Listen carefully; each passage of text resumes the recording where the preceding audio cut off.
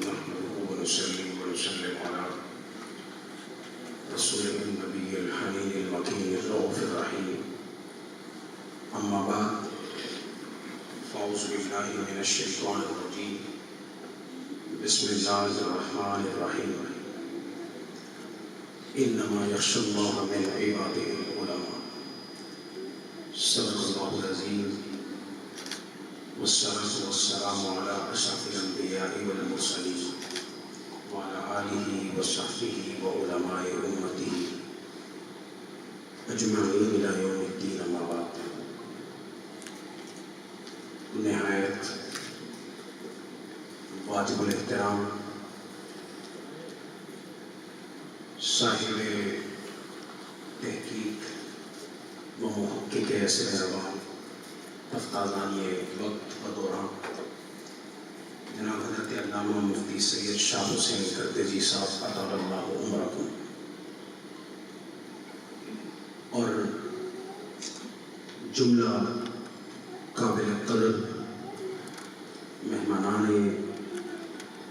گرامی قدر اور آنے والے احباب، السلام علیکم ورحمۃ اللہ وبرکاتہ۔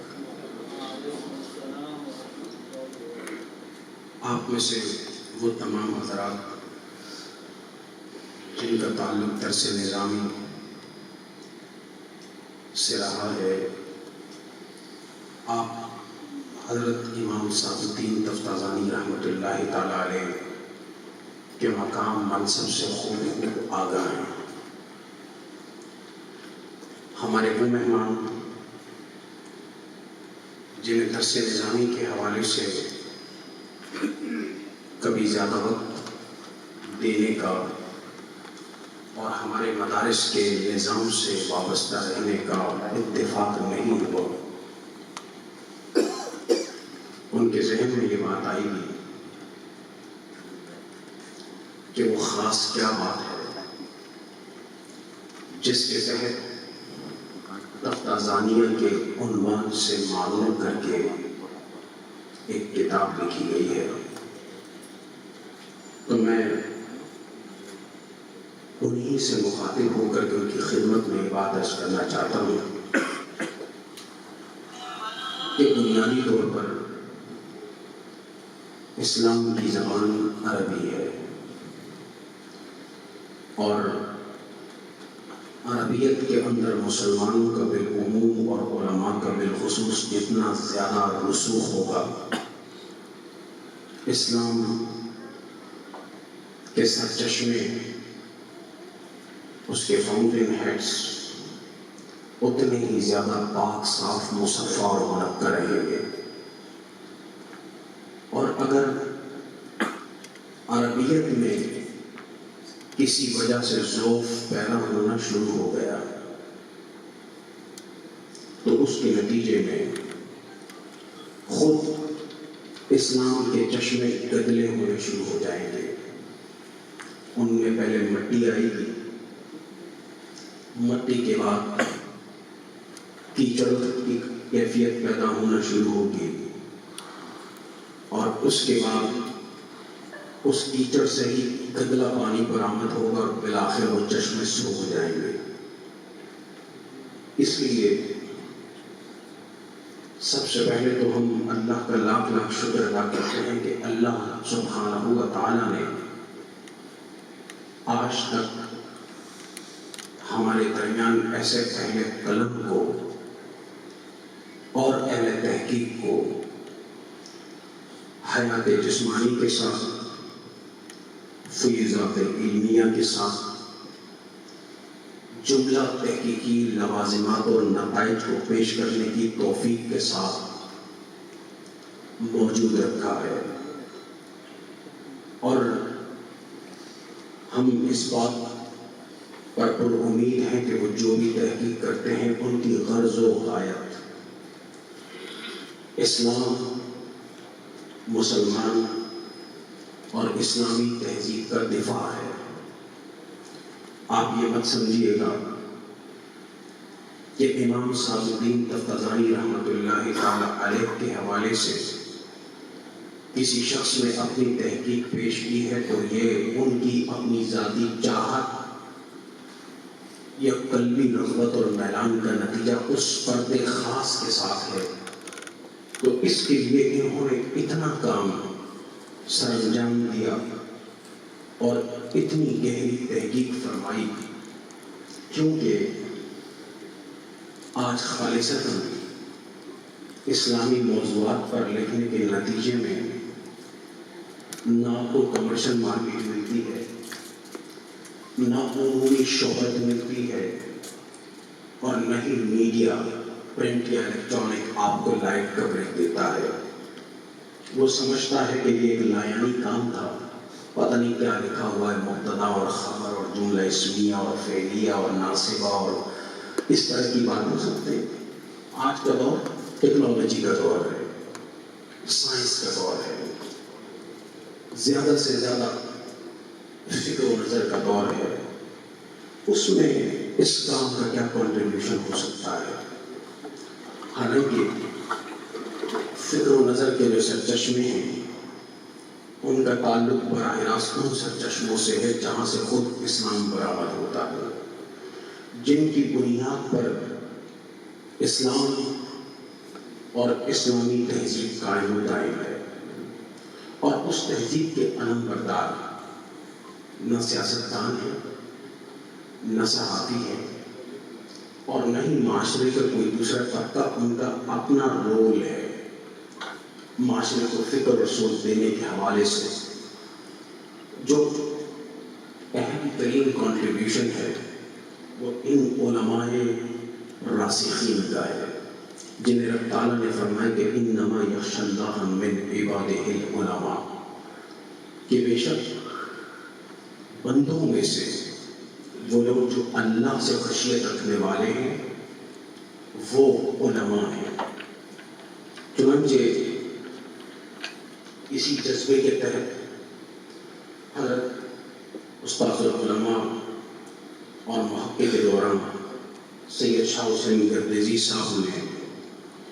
یہ وقیع اور قابل قدر کام قاضی طاہر کے اس جملے کے جواب میں 600 سے زائد صفحات پر مشتمل 5 انتہائی دقیق ابواب اور تقریباً کم و بیش 250 امہات الکتب سے استفادہ کرتے ہوئے اس کام کو مرتب کیا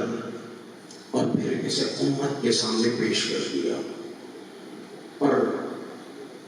اتنی تحقیق، آپ یقین جانیے جو لوگ حقیقی معنی میں تحقیق سے وابستہ ہیں انہیں پتا ہے کہ لفظ تحقیق ہر جگہ استعمال ہوتا ہے، کرتا کوئی نہیں، اور تحقیق کرنا ہر کس و ناکس کے بس کی بات بھی نہیں ہے۔ یہ انتہائی مشکل معاملہ ہے، اور تحقیق بھی اس طور پر کہ آپ اس سے کوئی اپنا نتیجہ برآمد کریں، یہ اتنی آسان بات نہیں۔ اور اگر آپ کوئی نتیجہ برآمد بھی کر لیں تو پھر اس کے خلاف کسی بات کو سننا یا صرف یہ کہہ دینا کہ وما علینا الا البلاغ، یہ بہت مشکل ہوتا ہے۔ اور کبھی اگر آپ ٹی وی اور میڈیا پہ گفتگو سنیں تو جن لوگوں نے ٹکے کی بھی تحقیق نہ کی ہو، اخبار کے چند تراشے پڑے ہوں، ماحول سے متاثر ہوں، دائیں بائیں کہ ان کے کان میں کوئی بات پڑ گئی، مزاج کو میل اور مزاج کے ساتھ مطابقت پیدا ہو گئی، وہ اس بات پر ایسے اڑے رہتے ہیں گویا کہ ان کے لیے ایمان و کفر کا وہی قول فیصل ہے۔ حضرت قبلہ شاہ صاحب کی پوری کتاب اور اس کا ایک ایک صفحہ، کہیں بھی کوئی چیز ضائع نہیں ہے۔ آپ یقین جانیے جن 300 اکابر ائمہ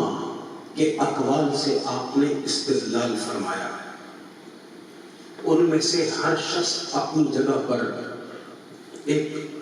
پلر ہے، اور مختلف جو اسلامی علوم اور سائنسز ہیں ہر ایک باقاعدہ اپنے اپنے فن کا امام ہے، لیکن ان تمام کے اقوال سے استشہاد کرنے کے باوجود، نتیجہ اخذ کرنے کے باوجود، آپ نے یہاں اختتام پر تو نہیں، لیکن اگر آپ صفحہ نمبر 500 پڑھیں گے اس کا، تو آپ فرماتے ہیں کہ یہ بات ذہن نشین رہے کہ اکابر کے اس ریزہ چین کا کام صرف کام کو پیش کرنا تھا اور بس۔ یہ فقیر قاضی نہیں، حاکم نہیں، اکابر کے خزائن علمیہ سے جامع علم حاضر کرنے والا ساقی ہے۔ یہ بڑی بات ہے کہ کوئی اپنے آپ کو ساقی بننے پر آمادہ کر لے، اور ساقی اس طور پر کہ وہ صرف ساقی نہیں بلکہ واقعتاً جامع علم ہے اور خود علم کا منبع ہے۔ علوم ان کی ذات سے کشید کیے جاتے ہیں۔ آپ کو 10 اختلاف ہو سکتے ہیں اگر آپ فکر و نظر رکھتے ہوں، عربی میں بصیرت رکھتے ہوں، اور اس کے ساتھ ساتھ جو اسلامی اصولیات ہیں، اسلامی ایپسٹمولوجی ہے، اس کے اندر آپ کو کوئی شغف اور ترک ہو تو یقیناً آپ کی رائے میں فرق ہو سکتا ہے، لیکن آپ کی اس رائے میں کبھی کوئی فرق نہیں آ سکتا کہ جب آپ تفتازانیہ کو آج نہیں بلکہ انشاءاللہ تعالی آج سے 100، 500، 1000 سال کے بعد بھی کوئی محقق اٹھا کر کے اس کو دیکھے گا اور اس کو پڑھے گا تو رقبہ علی اور حربہ معاویہ جب پڑھے گا تو اس کی تشریح، اس کی توضیح اور پھر اس کے ذیل میں جو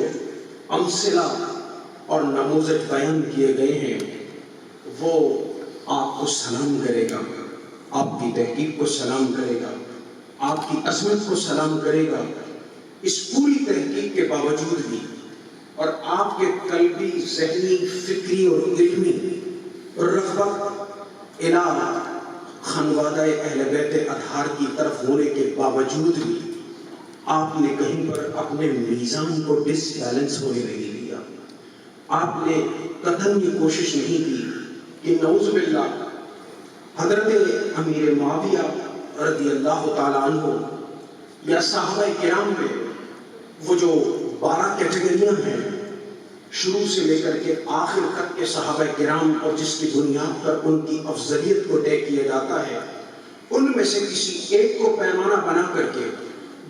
حضرت امیر معاویہ رضی اللہ تعالیٰ عنہ کے مقام صحابیت کا آپ رد فرما دیں۔ آپ نے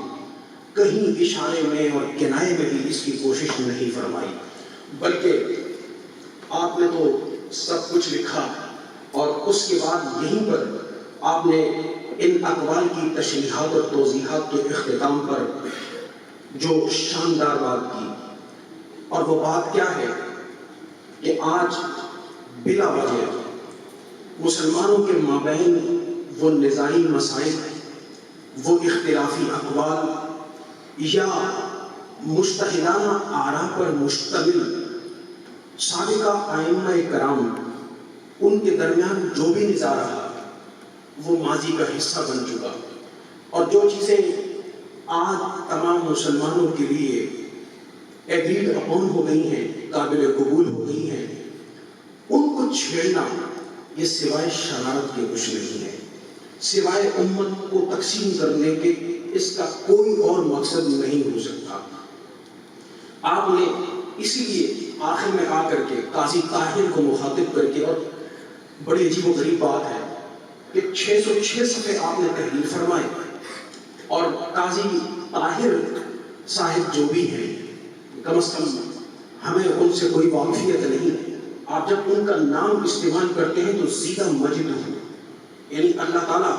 ان کی بزرگی میں مزید اضافہ فرمائے، کہہ کر کے پہلے تحسین کرتے ہیں، پھر ان کے قول سے اختلاف کرتے ہیں، ان کی شخصیت سے آپ کا کوئی اختلاف نہیں ہے۔ اس پوری کتاب میں